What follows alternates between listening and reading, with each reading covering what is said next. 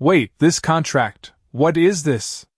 Laura's voice didn't just shake, it cracked in a way I had never heard before, like something inside her had finally hit a wall it couldn't charm its way through, and for a second, the entire room went still, the kind of still that presses against your chest and makes you aware of your own breathing, the kind of silence that doesn't come from calm but from realization. From the moment people understand they've been standing on the wrong side of something much bigger than they thought, and I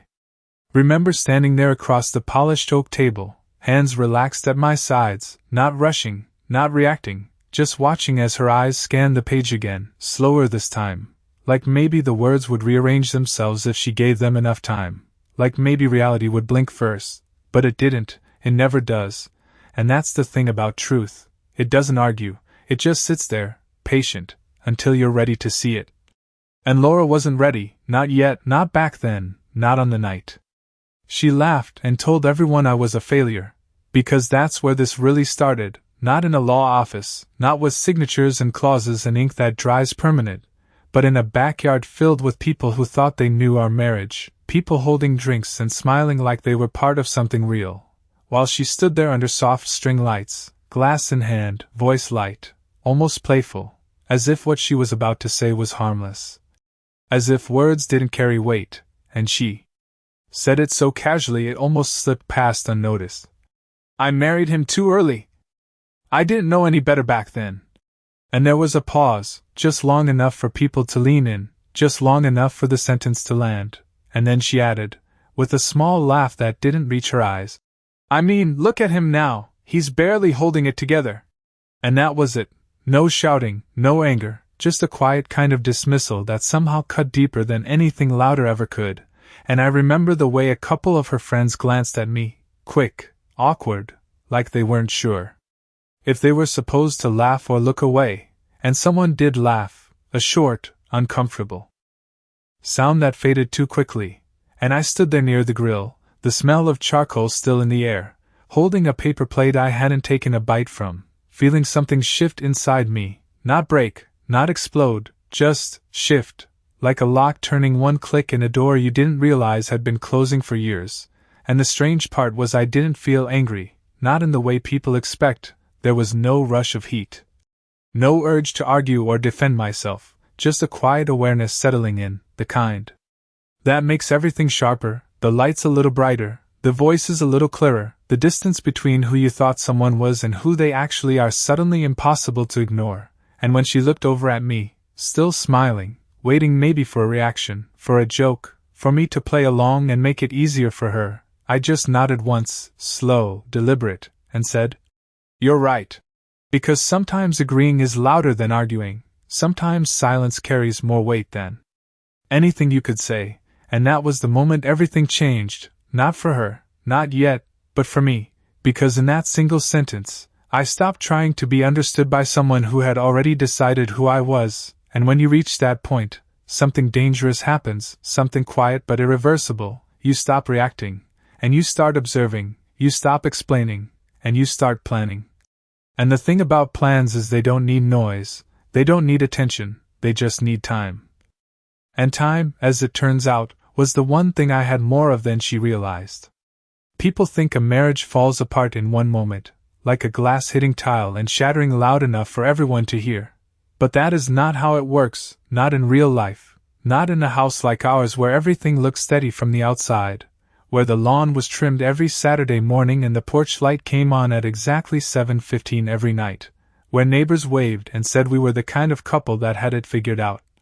Because for a long time, I believed that too. I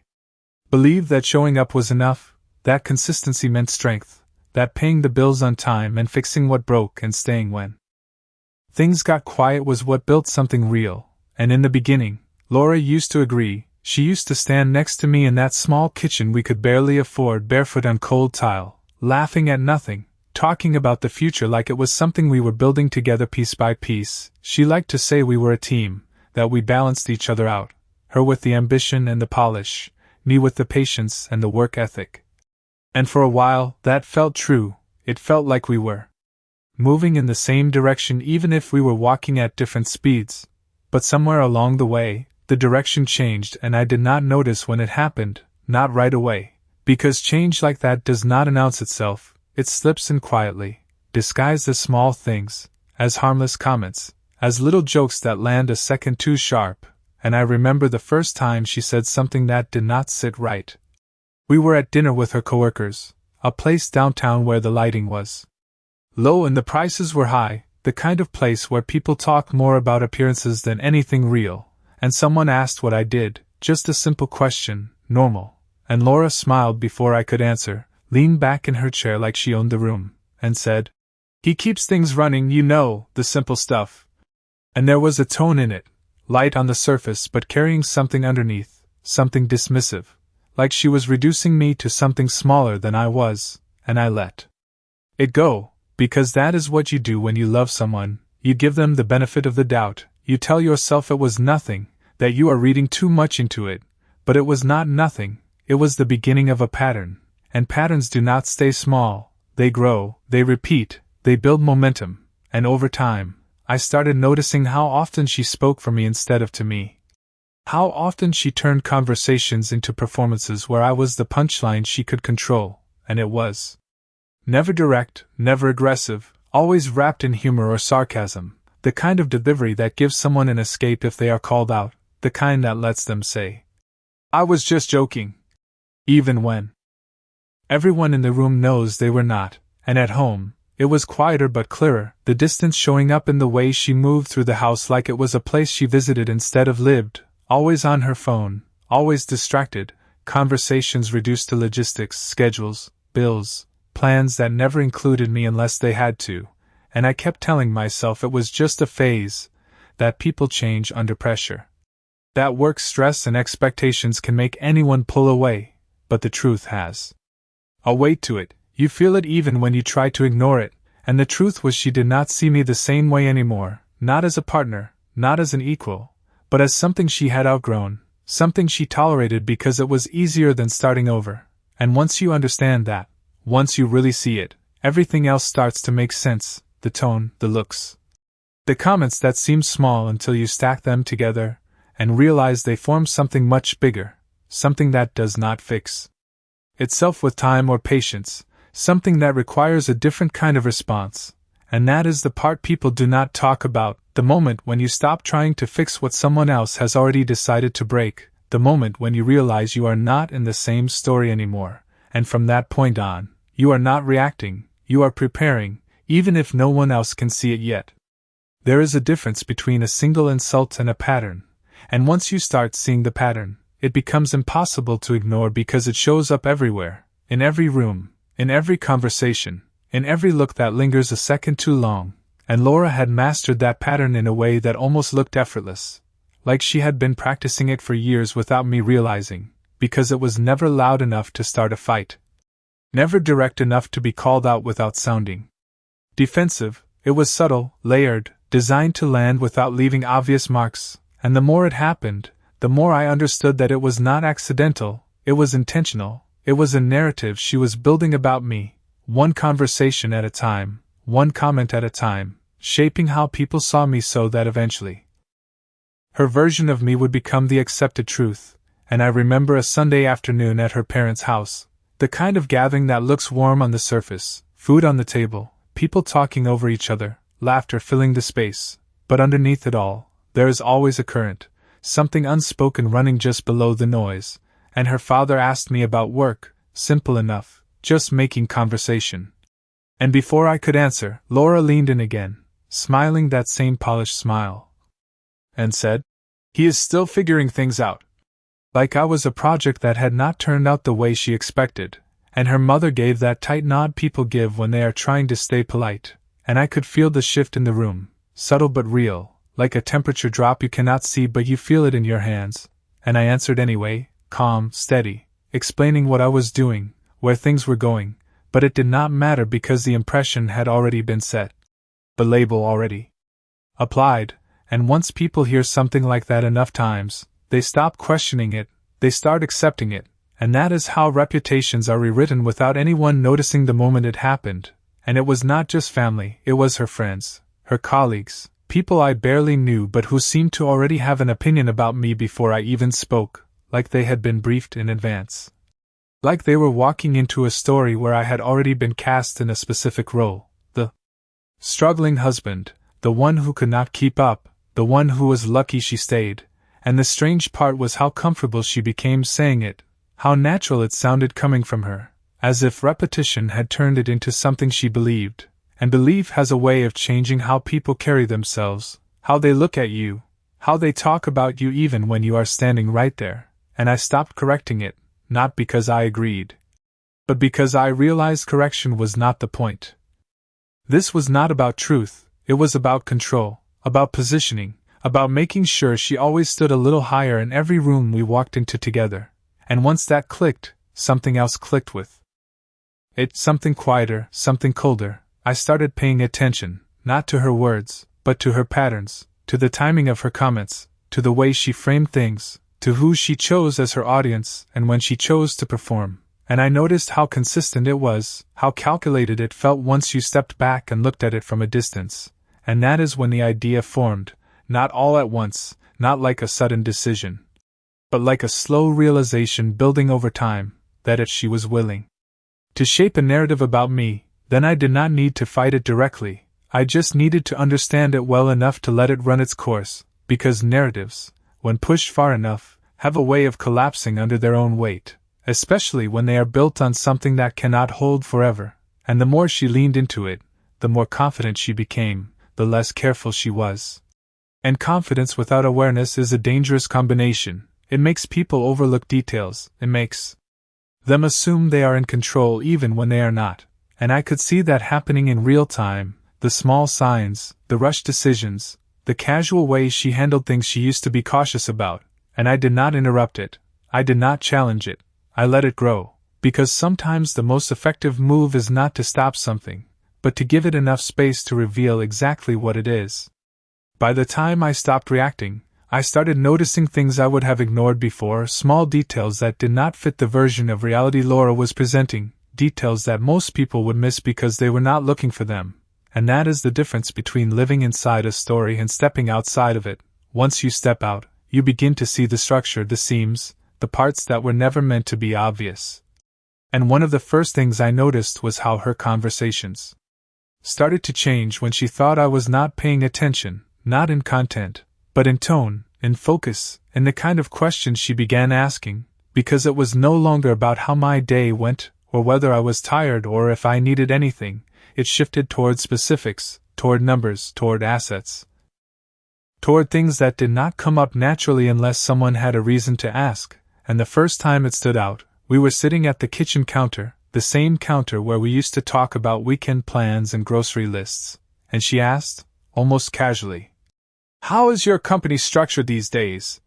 Like it was just a passing curiosity, like she was trying to understand my world better, and I answered simply, gave her the surface-level explanation, nothing complicated, nothing detailed.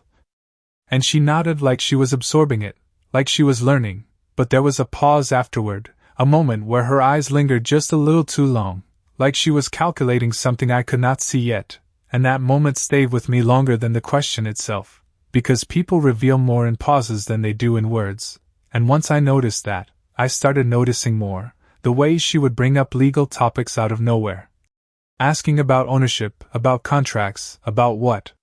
happens if certain situations change, all framed as curiosity, all delivered in that same controlled tone that gave her an easy exit if I ever pushed back. And I did not push back, I let her ask, I let her gather whatever pieces she thought she needed, because information, when given selectively, can tell a story that looks complete until it is tested, and I had no intention of correcting her assumptions, not yet.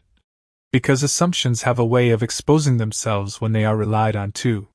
heavily, and the more confident she became in what she thought she understood, the more she revealed about what she was actually planning, and it did not take long for the pattern to form, the timing of her questions, the topics she returned to, the way she started mentioning things like future security, and what is fair? Words that sound reasonable on the surface but carry weight when you place them in the right context. And I realized she was not just reshaping how people saw me socially.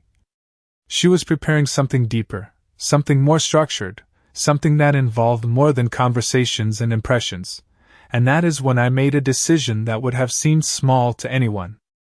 Watching from the outside but changed everything moving forward. I stopped answering fully, not by refusing, not by arguing, but by simplifying, by giving her just enough to keep her comfortable, just enough to let her believe she was in control of the information, while I quietly moved the real pieces somewhere she could not see them, and that process was not dramatic. It did not happen in a single night, or with some big confrontation. It happened in quiet moments, in early mornings before she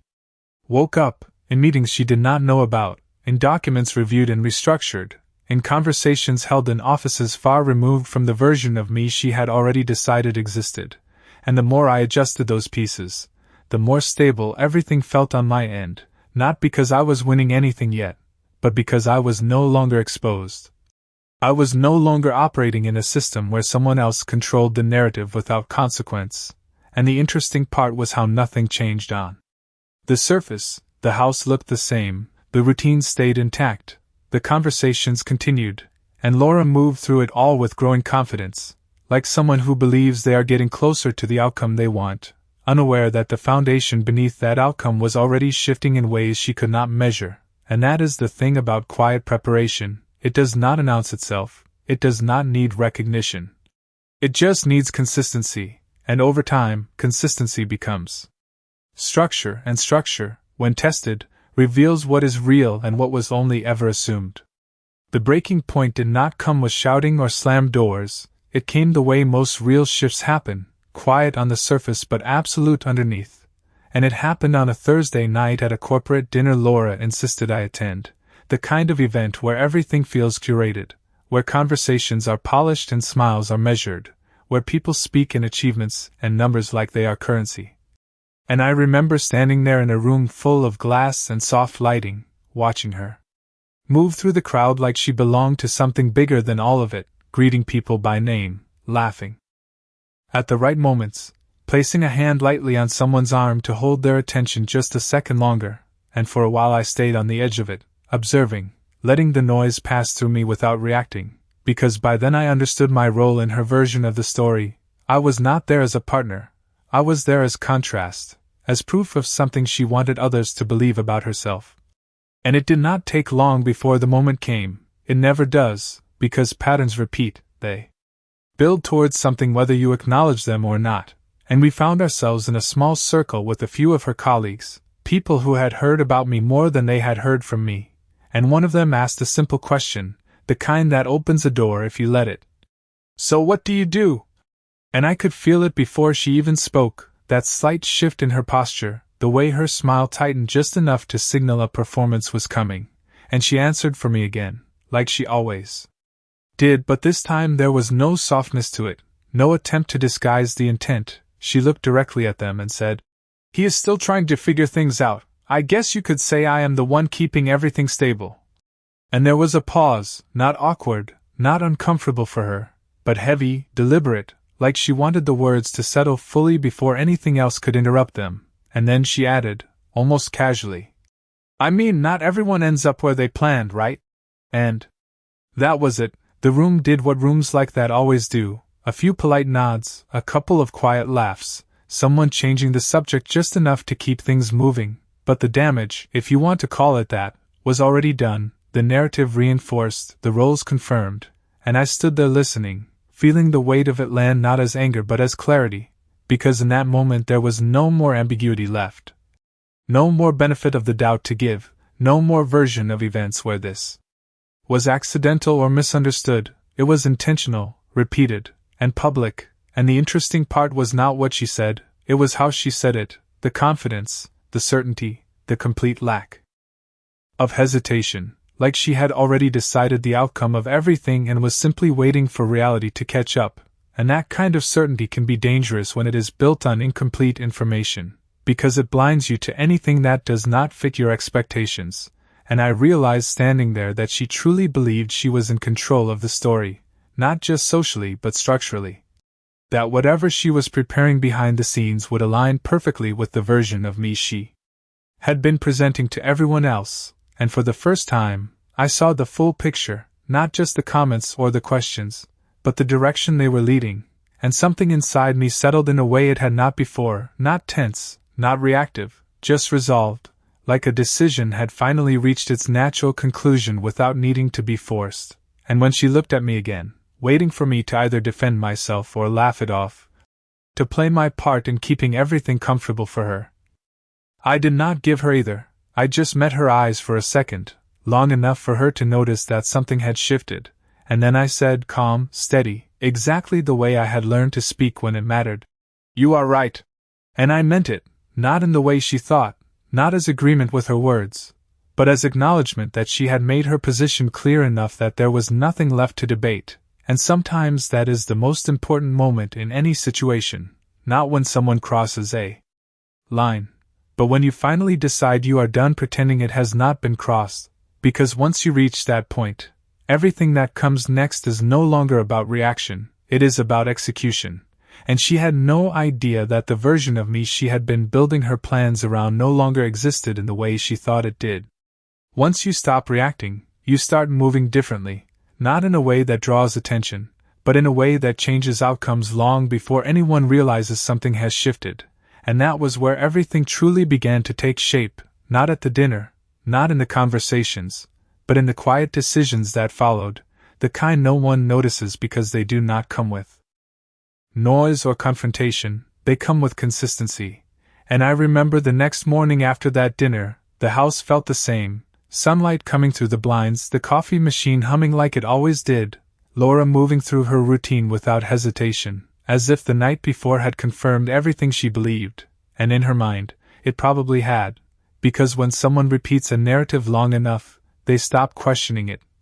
They start operating as if it is fact, and that is exactly what she was doing. She was moving forward with confidence, with intention, and more importantly, with assumptions, and assumptions are only as strong as the information they are built on, and mine were no longer the same as hers, because while she was reinforcing her version of events, I was restructuring mine, piece by piece, decision by decision, and it started with a conversation she never knew about, early morning. Downtown, an office that did not advertise what it handled but made its value clear in the way everything inside it operated, quiet, efficient, precise, and I sat across from a man who did not waste words, who listened more than he spoke, and when he did speak, it was in statements, not opinions, because in situations like this, clarity matters more than emotion, and I laid everything out without exaggeration, without drama, just facts, patterns, timelines, and he nodded once, slow. Like he had seen versions of this before, because he had, not the same story, but the same structure. And he said something that stayed with me, something simple but exact. If she is planning based on what she thinks she knows, then you do not correct her, you let her rely on it. And that was the moment the approach became clear, not defensive, not reactive, but strategic, because the strongest position is not always the loudest, it is the one that holds when tested, and everything from that point forward was built around that principle. The business structures were reviewed, adjusted, repositioned, not in a way that would raise questions, but in a way that shifted ownership, responsibility, and access into places that could not be reached without understanding the full picture, and that full picture was something Laura did not have, because she had stopped asking the right questions a long time ago, replacing them with assumptions that felt more convenient, more aligned with the story she was telling herself and everyone else. And I did not interrupt that process, I did not introduce friction, I made things smoother, easier, simpler on the surface, because the easier something feels, the less people question it, and she moved through it all with growing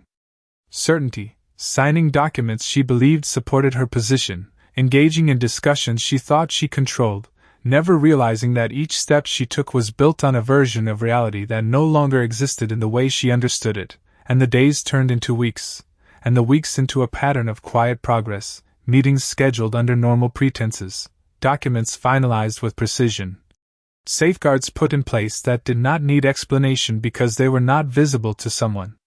who was not looking for them, and all the while, the house remained unchanged, the conversation stayed surface level, the routine held steady, because consistency is the best cover for change, and Laura interpreted that consistency as stability, as proof that nothing had shifted, that everything was still within her control, and that confidence shaped her behavior in ways she did not notice, making her more direct, more certain, less cautious, and that is what happens when someone believes they are ahead. They stop checking their footing, they stop verifying what they assume to be true, and that is when the ground beneath them matters most, because by the time they realize it is not what they thought, it is already too late to adjust. And I understood that. I understood that timing was not about speed, it was about alignment, about allowing everything to reach a point where the truth would not need to be argued. It would simply be revealed, and until that moment came, there was nothing to say, nothing to confront, nothing to correct, just a process unfolding exactly the way it needed to, one decision at a time. The room felt colder than it should have, not because of the air conditioning, but because of the kind of tension that settles in when people think something important is about to happen, even if they do not fully understand what it is. And Laura sat across from me at the long conference table, posture straight, expression controlled, the same confidence she had carried into every room for the past few months, the kind that comes from believing the outcome is already decided, and her attorney sat beside her, flipping through a stack of documents with the ease of someone who expects things to go their way, because on the surface, everything supported that expectation, the narrative, the assumptions, the version of me that had been carefully built and repeated, all of it pointed in one direction, and for a moment, I let the silence stretch, not out of hesitation but out of precision, because timing matters when the truth is about to surface. And people reveal themselves most clearly in the seconds before they realize they have been wrong, and Laura broke that silence first, leaning forward slightly, her voice calm but carrying an edge that had not been there before. "We have gone over everything. I think it is time to finalize this." And there was a certainty in it, like she was closing a deal she had already won, and I nodded once, slow, measured, letting that confidence stay exactly where it was, untouched, because correcting it too early would have served no purpose, and her attorney slid a document across the table, pages neatly organized, tabs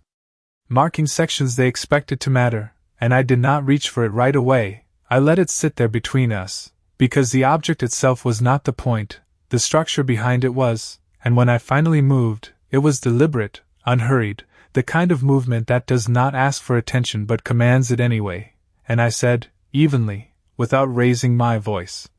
"Before we finalize anything, there's one section I would like you to read again." And Laura's expression did not change at first. Just a slight narrowing of her eyes, a flicker of curiosity mixed with impatience, because in her mind, there was nothing left to question, and she picked up the document, flipping through it with familiarity,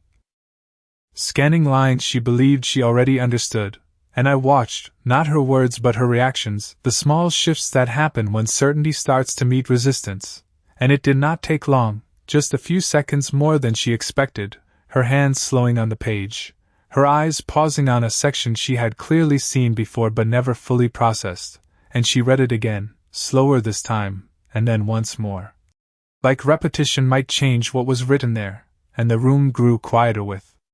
each second, the kind of quiet that builds pressure instead of easing it, and her attorney leaned in slightly, noticing the change, asking quietly, "Is there a problem?" But Laura did not answer right away, because the words in front of her were not aligning with the outcome she had built everything around, and that is the moment when assumptions start to collapse, not all at once, but in layers, one realization at a time, and she looked up at me then, really looked, not at the version she had been presenting to others, but at the person sitting across from her, and for the first time, there was uncertainty in her expression, real and unfiltered, and she said slower now, the confidence gone from her voice, "This was not here before." And I did not interrupt, I did not correct the statement, because it was not about whether it had been there or not, it was about whether she had understood it, and understanding requires attention, something she had not given to the details that mattered most, and her attorney took the document, scanning the clause, his expression shifting in a way professionals try to control but cannot completely hide, because recognition is hard to mask when it hits unexpectedly, and he cleared his throat, adjusting his posture, and the tone of the room changed with him, from certainty to calculation, from control to reconsideration, and Laura's voice came again. Quieter this time but sharper. "What is this?" And I met her eyes steady calm, the same way I had been from the beginning, and I answered simply, without emphasis, without explanation beyond what was necessary. It is the structure you signed into. And I let that sit there, because the truth does not need decoration, it does not need to be amplified, it just needs to be present, and in that moment, everything she had built her position on began to unravel, not through confrontation or argument, but through the realization that the foundation itself had never been what she believed it to be, and that is the part people do not expect, the moment when nothing dramatic happens, no raised voices, no sudden movements, just a quiet shift in understanding that changes everything at once. There is a moment when realization stops being abstract and becomes physical, when it moves from something you can ignore into something you can feel, and I watched that moment happen in real time as Laura sat there with the document in her hands, her posture no longer steady, her fingers tightening slightly around the edges of the paper like it might slip away from her if she did not hold on. And the confidence that had carried her into that room did not disappear all at once, it fractured. Piece by piece, each line she reread taking something with it, each clause removing another layer of certainty until what remained was not control but confusion, and confusion has a weight to it, it slows people down, it forces them to confront details they once dismissed, and she turned to her attorney again, this time not with expectation but with urgency. Explain this. And the shift in her tone was subtle but undeniable, because for the first time, she was not directing the situation, she was reacting to it, and her attorney, who had entered the room with the same quiet confidence professionals carry when they believe they have already accounted for everything, now leaned forward with a different kind of focus, scanning the language more carefully, tracing the structure of the agreement in a way that suggested recalculation rather than confirmation, and he did not answer immediately. Not because he did not understand, but because he understood too well what it meant, and when he finally spoke, his words were measured, controlled, but lacking the certainty they had before. This clause places ownership within a trust structure that predates the current agreement. And he paused, choosing his next words with care. It limits direct claims to the assets you believed were jointly held. And the room absorbed that slowly. Like a temperature drop you cannot stop once it begins, and Laura shook her head slightly, not in disagreement but in disbelief. That is not what we reviewed. And her attorney did not contradict her, but he did not confirm it either, because the document in front of him was clear, and clarity does not bend to expectation, and I remained where I was, not interrupting, not adding anything beyond what had already been said because the truth was doing exactly what it needed to do on its own. It was unfolding without resistance, without argument, and that is what makes it effective, when there is nothing to push against, nothing to debate, just facts aligning in a way that cannot be ignored, and Laura looked back down at the page again, her eyes moving faster now, searching for something. Anything that would restore the position she thought she had, but every line led her further away from it, every detail reinforcing the same reality. That the structure she had relied on did not belong to her in the way she assumed, that the access she believed she had was never as direct as she thought, and the more she tried to reconcile that, the more it resisted, because assumptions do not survive contact with precision, and that is when the questions started, not confident ones, not strategic ones, but reactive, fragmented. When was this changed? Why was this not disclosed? How is this enforceable? And her attorney answered where he could, deflected where he needed to, but the direction of the conversation had already shifted. It was no longer about securing an outcome, it was about understanding a situation that had moved beyond her expectations, and that shift carried through everything, the posture, the tone, the pace of the discussion, because control had changed hands without anyone announcing it. Without any dramatic gesture. Just through the quiet presence of something that had been put in place long before this moment arrived, and I could see it settling in for her, not all at once, but enough to alter the way she looked at me now, not as the version she had presented to everyone else, but as someone she had not fully accounted for, someone whose position did not match the narrative she had relied on, and there was something in that look that had not been there before, not respect, not yet, but recognition, the beginning of it, the acknowledgement that she had miscalculated something fundamental. And that realization carried a consequence she could not avoid, because the outcome she expected was no longer aligned with the structure she had agreed to, and structures like that do not adjust to preference, they hold, they enforce, they define the limits of what is possible regardless of what someone believes should happen, and the room remained quiet again, but it was a different kind of quiet now, not anticipation, not confidence, but recalibration. The sound of people adjusting to a reality that had already been decided before they walked in, and for the first time since all of this began, Laura did not have anything to say that could change it. There is a point when everything that needed to be said has already been said without anyone raising their voice, when the outcome is no longer something being argued but something being understood, and that was where the room had settled, not in tension anymore but in a kind of quiet acceptance that comes when the direction cannot be reversed, and I watched Laura sit there with the document still in front of her, no longer scanning it, no longer searching for something she might have missed. Because by then she knew there was nothing left to find that would change what it meant, and her posture had shifted, not dramatically, not in a way anyone would call collapse, but enough that the difference was clear if you were paying attention, the confidence she carried into the room replaced by something more measured, more aware, and awareness has a weight to it, it slows people down. It forces them to confront the gap between what they believed and what is actually there, and her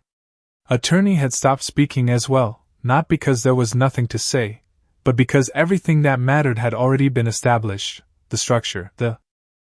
limitations, the implications, all of it laid out in a way that did not require interpretation, and I remained where I was for a moment longer, not out of hesitation but out of completion, because there is a difference between ending something and allowing it to reach its natural conclusion, and this had reached it, not through confrontation, not through force, but through clarity. And I stood then, slowly. The kind of movement that does not rush but does not linger either, and gathered the few papers in front of me without looking back at them, because I did not need to. Everything I needed to confirm had already been confirmed, and Laura's voice came again, quieter than before, but steadier than it had been a few minutes earlier. So that is it.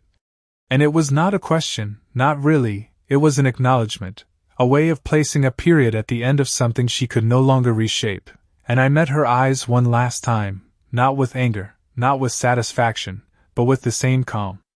I had carried from the beginning, and I said simply, "That is how it was structured." Because the truth does not need emphasis, it does not need to be delivered like a verdict, it just needs to exist, and she held my gaze for a second longer than before. Like she was trying to reconcile the person sitting in front of her with the version she had built over time, and there was something different in that look now, not disbelief, not resistance, but understanding, the kind that comes too late to change the outcome but early enough to recognize the mistake, and I did not stay for anything else. There was nothing left to negotiate, nothing left to explain, because the situation no longer required participation, it required acceptance. And as I turned and walked toward the door, the room remained quiet behind me, not because there was nothing to say, but because whatever could be said would not change what had already been set in motion, and stepping outside, the air felt different, not lighter, not heavier, just clear, like something that had been building quietly for a long time had finally reached its end point, and I realized then that none of this had been about proving anything to her or to anyone else. It had not been about correcting the narrative or defending against it, because narratives shift on their own when they are tested against reality, and reality does not argue, it does not explain itself, it just holds, and the version of me she had presented to the world had been allowed to exist for as long as it needed to, until it reached a point where it could no longer support the outcome she expected, and that was enough, because in the end, people reveal themselves. Not by what they say when things are easy, but by what they rely on when they believe they are in control, and control, when built on assumption, does not last, it only feels solid until the moment it is not, and as I walked away from that building without looking back, there was no need for a final statement, no need for a closing line to define what had already been understood, because everything that mattered had already been shown. Not through words, but through the space between them, and that space was where the truth had been sitting all along, waiting for the right moment to be seen.